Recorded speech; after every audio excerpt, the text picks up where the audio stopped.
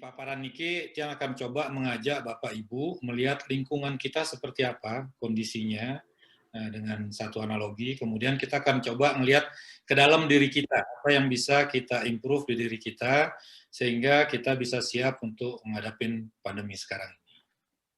Tadi Bu Yatnya udah bacakan kurikulum vitae saya sedikit tentang saya. Saya nggak ulangin lagi di sini, tapi saya ingin ngajak Bapak Ibu sekarang sedikit interaktif. Tolong masuk ke kolom chat, ya. Tolong chat. Nah, gimana Bapak Ibu melihat tahun 2021? 2020 kita udah ngalamin pandemi, gimana kira-kira 2021? Nomor 1 sama aja seperti tahun 2020. Boleh tulis nomornya angkanya saja, Pak. Angkanya mantan 1 sama seperti tahun 2020. 2 normal seperti sebelum pandemi, jadi balik seperti sebelum tahun 2020. 3 new normal tapi tidak ada pandemi, atau 4 nggak kebayang nih. Udah ada yang ngetik 3, oke 3. Ada yang 1, ada yang 4, 3, 1, 3, 3. Waduh. Ada lagi? 1, 3. 3, oke. Mencoba optimis, Pak. Mencoba optimis dan tetap realistis, oke. Menarik. 1, 3. Jadi banyakkan 1, 3 ya. Jadi nggak ada yang ngomong normal seperti sebelum pandemi berarti gitu ya. Jadi kita juga sadar bahwa nggak akan balik seperti dulu lagi, kasarnya seperti itu. Tapi yuk coba kita realistis dengan kondisinya seperti apa. Ada harapan baru kemarin waktu virus sudah vaksin sudah dimulai dijalankan gitu ya. Tapi ada yang bilang Indonesia tuh 10 tahun baru normal gitu. Itu analisanya Bloomberg. Kemudian dijawab dengan Kemenkes, dijawab dengan banyak ahli, itu ada yang ngomong 15 bulan rampung, kemudian ada yang bilang lebih cepat lagi gitu ya. Nah, kalau kita nyoba realistis di samping tetap optimis ya. Sekarang 2021 bulan Maret baru mulai. Kalau 15 bulan aja, masih 2022 selesai vaksinnya. Belum normalnya. Jadi artinya kemungkinan kita akan seperti ini di 2021 ya. Jadi buat yang optimis tadi 3 nggak apa-apa, bagus, tetap optimis, tapi yuk realistis. Jadi bayangan saya, bayangan banyak orang, itu pembatasan sosial tahun 2021 itu kan masih tetap terjadi. Jadi kita harus tetap pakai masker, tetap jaga jarak, tetap cuci tangan gitu ya. Jadi tetap seperti apa yang kita alamin sekarang ini. Jadi kalau naik pun grafiknya saat itu COVID kena hariannya naik, kita akan kena pembatasan lagi. Jadi seperti itu. Nah, model dunia kerja 2020 itu juga akan terbawa ke 2021. Jadi Bapak Ibu akan bisa dirasakan semua itu bergerak lebih cepat sekarang. Apa-apa tuh lebih cepat rasanya. Ya, contoh lah paling gampang. Bulan Maret ada COVID tahun lalu, pertama kali diumumkan, kemudian bulan April orang rebutan bikin masker buat jual beli masker, bulan Mei udah impor semua dari Cina, hilang semua. Jadi bisnis itu naik turun juga, roller coaster juga gitu ya. Jadi semua bergerak lebih cepat. Kita nggak bisa terpaku dengan kondisi sekarang atau bahkan berharap dengan kondisi yang sebelumnya, gitu ya. Kerja online itu menjadi realita. Jadi mungkin di Jakarta akan sangat dirasakan sekali. Saya ngelihat di daerah mungkin nggak begitu terasa, tapi kalau kita di Jakarta itu terasa sekali kerja online itu adalah realistis sekarang. Jadi semua orang akan dipaksa banyak di online. Kalaupun kita offline, ya ada waktu-waktu kita datang ke kantor atau keluar gitu ya. Tapi mungkin dalam seminggu jauh lebih banyak kita online daripada offline.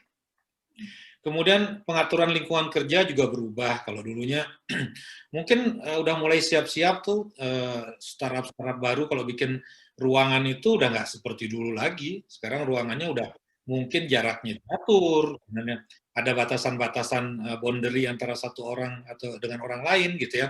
Itu lingkungan kerja juga berubah. Aturan kerja juga baru, ya kan? Kemudian prioritas juga baru. Nah, ini yang harus kita coba lihat di tahun 2020 seperti itu, dan ini kemungkinan besar akan terbawa juga ke tahun 2021. Saya lanjutkan. Nah, jadi 2021 masih banyak perubahan akan terjadi, dan itu setiap saat. Jadi kita nggak bisa berharap, oh nanti perubahannya pelan-pelan, nanti saya bisa menyesuaikan diri. Rasanya nggak mungkin sekali. Orang bilang ada 3 tantangan besar di 2021 buat dunia lingkungan kerja ya. Pertama, kerja remote. Kerja remote itu di awal mungkin menyenangkan ya, terutama buat generasi milenial, generasi Z gitu ya, itu menyenangkan sekali. Sebulan enak, 2 bulan mulai bosen, 3 bulan jenuh, 4 bulan stres. Itu yang terjadi tahun 2020 dan itu akan terbawa lagi 2021. Jadi remote fatigue istilah orang itu kelelahan bekerja remote itu udah mulai terjadi. Kita udah siap nggak dengan kerja remote juga? Di samping kita ngadapin remote fatigue-nya. Ini tantangan sekali. Karena apa? Kerja remote membutuhkan banyak yang namanya penyesuaian diri, termasuk bagaimana penguasaan digital buat kita, gimana penguasaan aplikasi atau tools untuk bekerja kolaborasi, karena kita nggak bisa kerja ketemu, kita harus kolaborasi online. Jadi hal-hal seperti ini kasarnya orang bilang ada personal digital transformation yang harus kita lewati. Jadi kita pun kena yang namanya transformasi digital secara personal. Itu salah satu efek dari kerja remote. Yang kedua, karena perubahan itu masih terus terjadi, kita dibutuhkan untuk cepat beradaptasi. Jadi kalau orang bilang mantranya di situasi yang sangat tidak menentu ini adalah agility sama adaptation. Jadi dua itu mantra yang paling kuat katanya. Agile, lincah, adaptif. Jadi kita berubah setiap saat. Seperti apa perubahannya, Bapak dan Ibu akan merasakan sendiri di diri Bapak dan Ibu dan di lingkungan Bapak dan Ibu. Ketiga, kita harus mengharmoniskan kerja dengan kehidupan. Jadi kalau orang bilang tuh harmonizing work and life. Kalau dulu balancing ya, sekarang harmonizing. Karena mau nggak mau kita harus melakukan itu. Kalau dulu kita masih bisa ngomong balancing. Nah ini yang mulai dipikirkan buat Bapak Ibu pemilik usaha, pikirkan target bisnis Anda, pikirkan juga mental health karyawan Anda. Ya. Buat yang memulai usaha baru, ngejar target, ngejar usaha itu penting sekali, tapi pikirkan juga kehidupan kita. Karena dalam kondisi sekarang ini, kehidupan itu menjadi lebih menonjol daripada sekedar kerjaan. Nah, gimana kita menyikapi? Saya akan bawa Bapak Ibu ke tahun 2001. Kalau tahun 2001 itu 20 tahun yang lalu ya. Mungkin sebagian baru lahir, sebagian masih SD, tapi saya udah pacaran tahun itu, jadi nggak ada masalah. Ya. Udah malah pacaran, udah nikah gitu. Jadi saya akan bawa tahun 2001, di mana saat itu juga perubahan cepat, amat sangat cepat.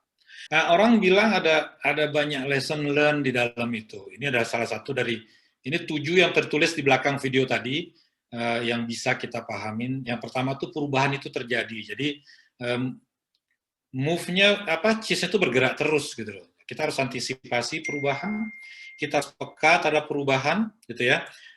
Kemudian cepat beradaptasi dengan perubahan, nikmati perubahan, selalu siap untuk berubah setiap saat, dan menikmatinya, dan berubah, dan menang. Jadi, 7 ini yang disampaikan di akhir video tadi. Kita pikirin sekarang, bawa dengan situasi sekarang. Seperti inilah situasi sekarang. Menarik ya, 2001, 2021. Jadi 20 tahun kembali terulang situasi yang mirip sama, tapi mungkin sekarang jauh lebih parah. Di samping itu kita bisa lihat juga, ada 4 karakter yang bisa kita pelajarin di sini. Ada sniff, ada scurry, ada how, ada ham, gitu ya. Anda mau jadi seperti apa? Anda mau seperti sniff, yang setiap saat bisa mengenali adanya perubahan. Jadi peka terhadap perubahan, atau scurry yang cepat bertindak ya untuk bisa menghadapi perubahan, atau how yang menerima perubahan dan mampu beradaptasi tanpa banyak menggerutu di situ, atau ham yang tidak bisa menerima perubahan terus nunggu seperti apa perubahan, terbalik lagi nggak kayak dulu. Syukurnya tadi nggak ada yang ngomong nomor 2 ya. Jadi harusnya tidak ada yang seperti ham di sini gitu. Jadi itu lesson yang kita pelajari terhadap lingkungan kita. Nah, itu di lingkungan. Saya akan coba bawa lagi, kita udah pahamin lingkungan kita berubah terus, kemudian kita akan masuk ke dalam diri kita. Tapi ngelihat film tadi jadi ingat teman-teman saya sebagian ada di sini. Makasih Cho Inten, Yatni, kemudian ada Sutrisna itu dari Banjar Jelambar, dari Bali ada juga, kemudian beberapa orang dari YouTube. Terima kasih sudah hadir juga ya. Saya lanjutkan dulu. Sekarang udah masa kini. Kalau yang tadi 2001 ya, sekarang ke yang sekarang. Nah, saya coba bangun kalau kita mau memotivasi diri. Tadi saya bilang saya bukan motivator, tapi ternyata ada satu materi saya yang bicara sedikit bisa memotivasi diri kita sendiri. Jadi saya ingin coba ngajak Bapak Ibu melihat ke dalam diri kita sendiri, melihat apa yang biasa kita lakukan, terus kemudian gimana kita melakukannya dengan berbeda. Jadi sebenarnya hanya dengan merubah common question kita, itu dengan powerful question, kita udah bisa sebenarnya membangun motivasi atau mengoptimiskan diri kita sendiri. Jadi saya akan sampaikan 5 powerful question yang bisa Bapak Ibu pakai setiap saat di 2021 ini. Pertanyaan pertama, biasanya kita nanya itu, apa yang harus saya lakukan untuk mencapai tujuan? Ya nggak? Itu paling sering tuh kita keluar ngomong tuh. Kalau saya punya tujuan, terus saya harus ngapain? Apa yang harus saya lakukan? Coba kita rubah pertanyaan ini menjadi powerful question yang bunyinya, oke. Apa yang harus saya hentikan lakukan untuk mencapai tujuan? Jadi tadinya kita ngomong apa yang harus saya lakukan, coba lihat apa yang harus saya hentikan lakukan untuk mencapai tujuan. Jadi kenapa seperti itu? Setiap orang sukses pasti punya cerita menyedihkan di belakangnya, atau cerita tentang beratnya mereka mencapai sukses itu. Tapi setiap cerita yang penuh kesusahan pasti menghasilkan ending yang menyenangkan. Jadi poinnya adalah gimana kita bisa nerima pain dan ready untuk sukses. Untuk capai tujuan gimana? Buatlah daftar apa yang harus saya hentikan sekarang dan selamanya. Apa hal sulit yang saya siap hadapi.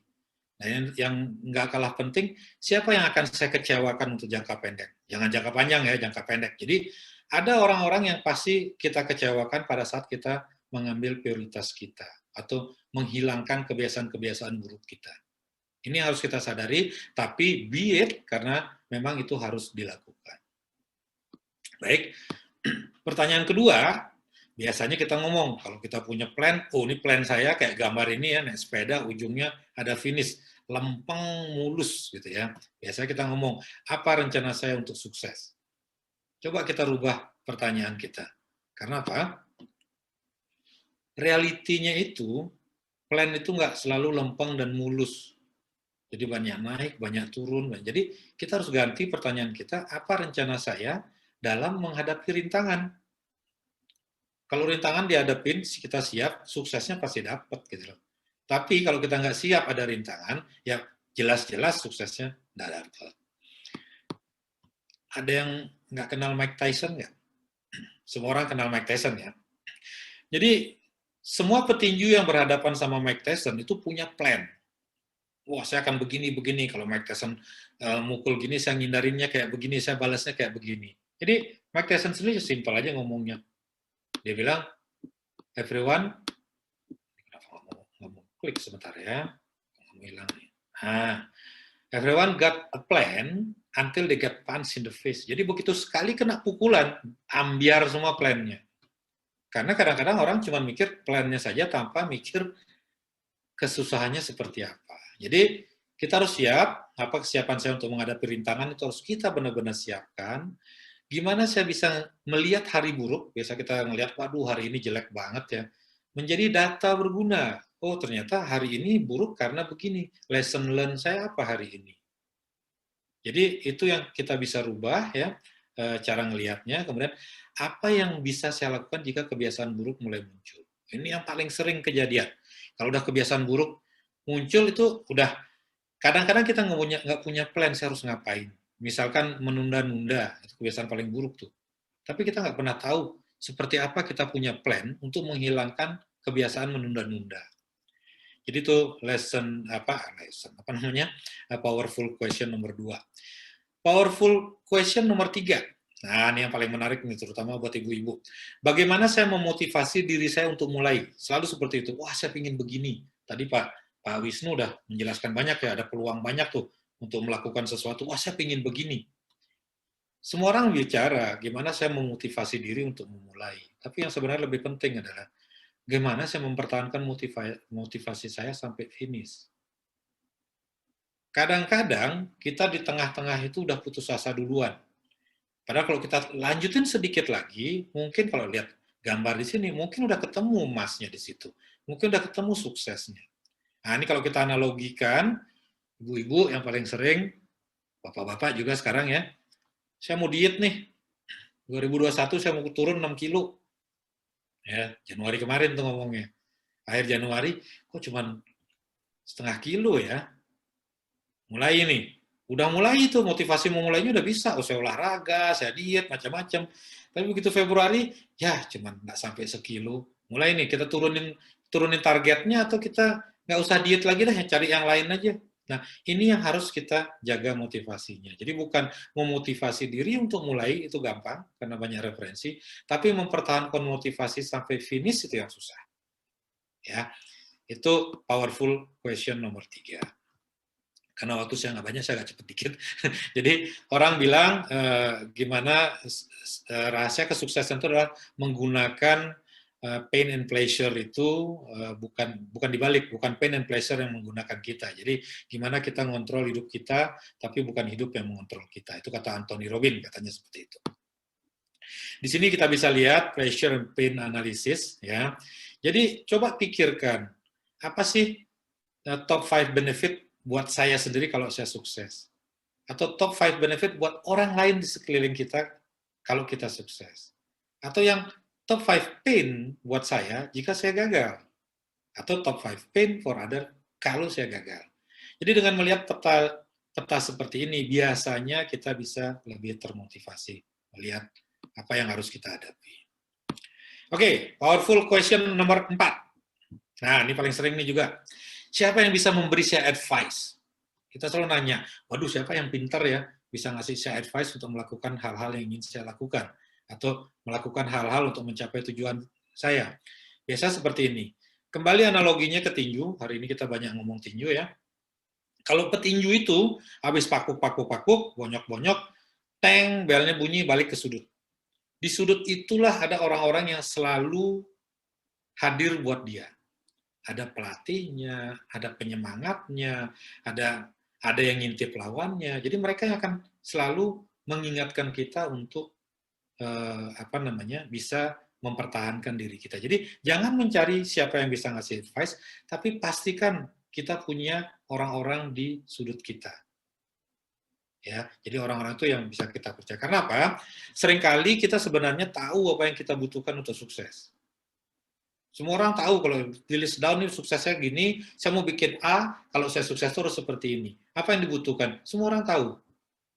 Tapi kita benar-benar membutuhkan, yang kita butuhkan itu adalah orang atau sekelompok orang yang kita percaya di sudut kita. Yang tetap bikin kita semangat, bantu kita berpikir, atau plan dengan lebih baik. Jadi itu yang kita butuhkan. Kebetulan kalau saya jadi coach, inilah fungsinya coach sebenarnya, gitu ya.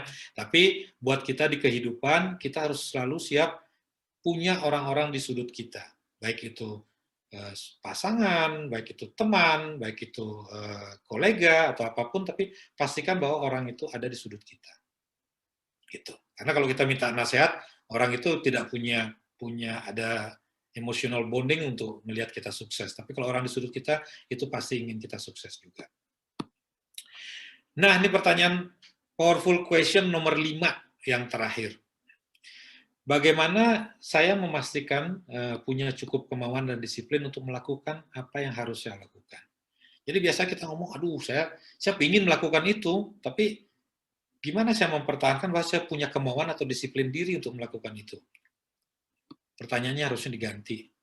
Kalau kita merencanakan sesuatu, bagaimana saya merancang aksi saya sehingga tidak banyak tergantung dari kemauan dan disiplin diri.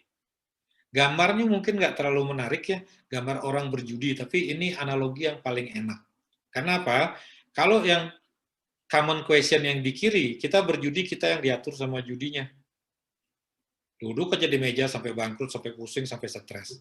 Sementara yang kanan nunjukin, saya main judi buat senang, saya tahu kapan harus berhenti, saya tahu kapan harus lanjut. Jadi dia punya sistem untuk melakukan itu. Nah, Scott Adam bilang, loser have goals, but winners have system. Jadi semua orang tuh punya tujuan, tapi nggak semua orang punya sistem untuk mencapai tujuannya. Jadi gimana sistem itu bekerja membuat saya melakukan apa yang saya inginkan dengan lebih mudah dan lebih menyenangkan. Bagaimana saya membuat lebih sulit untuk tidak melakukan. Jadi kan kadang-kadang kita ingin skip, yang ini enggak. Sekarang olahraga hari ini enggak deh, gitu dah.